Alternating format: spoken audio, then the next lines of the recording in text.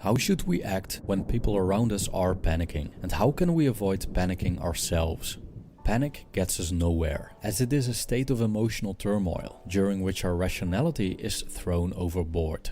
So when we're faced with a wide variety of opinions, the strong language of influencers, and decisions based on fear and greed, it can be difficult to find direction and maintain course. But during times of mass hysteria, it's essential to use our capacity for rationality. From a Stoic point of view, our decisions should be based on facts and logic, and our actions have to be in the interest of the common good. In times of hardship, it's not an unnecessary exercise to fortify our minds with philosophical ideas, so we don't slip into the trap of panic. Roman Emperor and Stoic philosopher Marcus Aurelius had some valuable insights on how to strengthen the mind, so we don't deviate from the right path.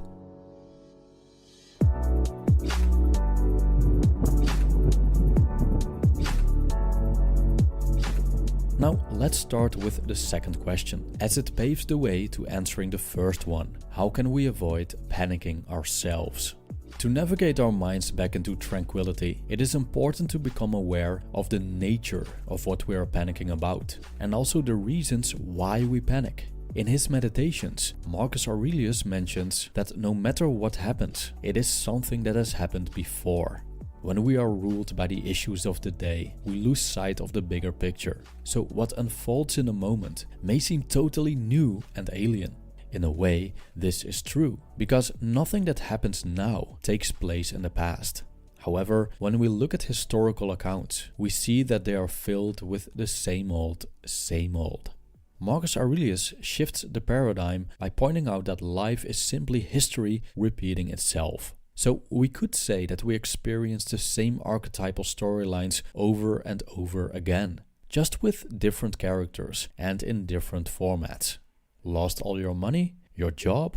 Millions of people are going through the same thing as we speak, and have been in the past. Is the world ravaged by the plague? We had the Spanish flu, the Black Death, SARS, MERS.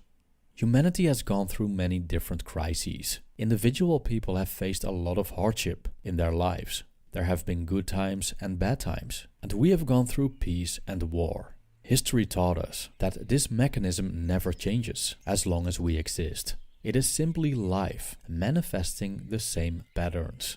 Everything is transient, like yin and yang.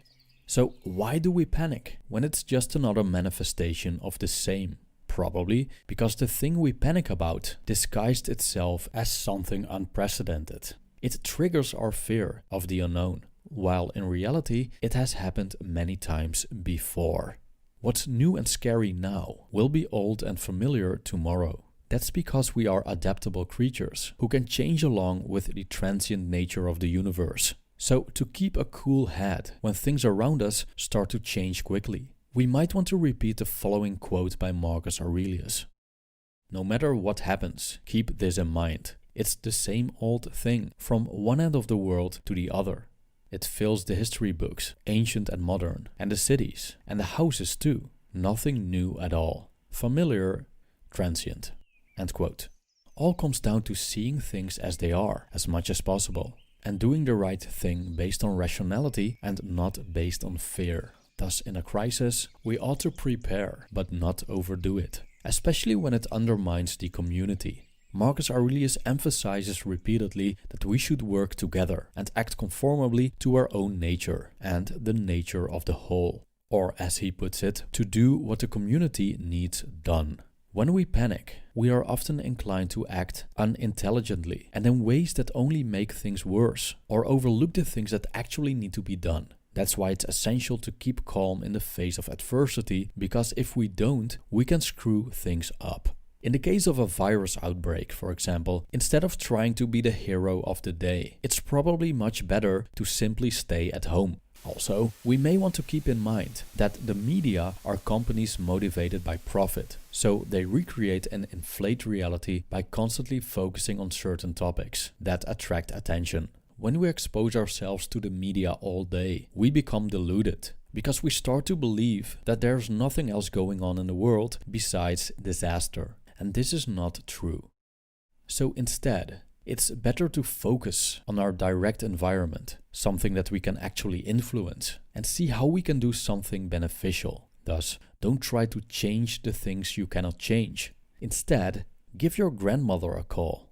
Now, when it comes to dealing with panicking people, staying calm in the herd is much easier when our own faculties are strong. If we are determined and don't let ourselves be carried away by our irrational thoughts and emotions, we become towers of strength that are immune to all compulsion, like, for example, the cravings for toilet paper. Even when world leaders act irrationally and the things they say don't make any sense, or when hostility and violence dominate the streets and people scream bloody murder, Marcus Aurelius would probably advise us to not engage and to calmly do what the situation asks of us. I quote, "Let them scream whatever they want. Let animals dismember this soft flesh that covers you. How would any of that stop you from keeping your mind calm, reliably sizing up what's around you, and ready to make good use of whatever happens?" End quote. At the end of the day, what people around us are doing is not up to us. If they feel that panic is the answer, we can only change their minds if they are open to alternatives. But when they aren't, we'll only waste time trying. In such cases, we are better off preventing ourselves to go along with their panic, so we maintain our inner peace. I quote, "The tranquility that comes when you stop caring what they say, or think, or do. Only what you do, not to be distracted by their darkness, to run straight for the finish line, unswerving." Thank you for watching, and be kind to each other.